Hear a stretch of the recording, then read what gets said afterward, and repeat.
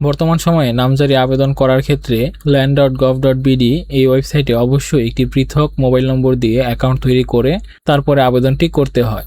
নামজারি সম্পূর্ণ হওয়ার পর সেই নামজারি খতিয়ানে খাজনা প্রদান করার সময় অবশ্যই সেই মোবাইল নম্বর দ্বারা তৈরিকৃত অ্যাকাউন্টে প্রবেশ করেই সেই আবেদনটি করতে হয় এবং খাজনা পরিশোধ করতে হয়।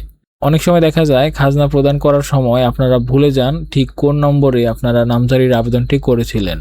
আজকের ভিডিওতে আমরা দেখব শুধুমাত্র নামজারির আবেদন নম্বর দিয়েই কিভাবে আপনারা জানতে পারবেন কোন নম্বরে আপনারা নামজারির আবেদনটি করেছিলেন।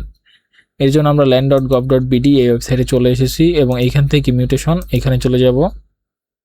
এখান থেকে দেখুন লেখা রয়েছে আবেদনের সর্বশেষ অবস্থা দেখুন। এখান থেকে শুরুতে আমাদের বিভাগ দিয়ে দিতে হবে, আমরা আমাদের বিভাগ দিয়ে দেব।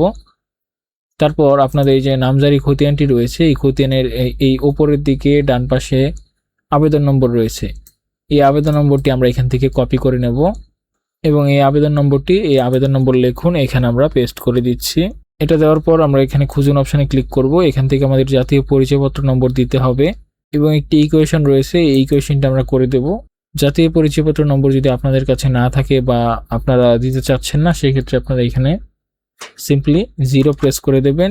শুরুতে আপনারা এটা দিয়ে নেবেন। আমরা 0 দিলাম, তারপর ইন্টার প্রেস করলাম, তারপর এখানে আমরা 3 দিলাম এবং খুঁজুন অপশানে ক্লিক করলাম।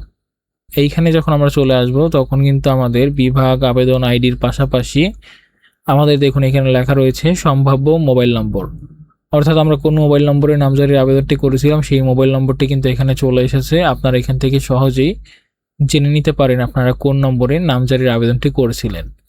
সরকারি সকল সেবা সংক্রান্ত সকল আপডেট তথ্যগুলো পেতে এবং এমন গুরুত্বপূর্ণ ভিডিওগুলো পেতে অবশ্যই আমাদের ফেসবুক পেজটিকে ফলো করতে হবে, ইউটিউব চ্যানেলটিকে সাবস্ক্রাইব করতে হবে। ধন্যবাদ সবাইকে।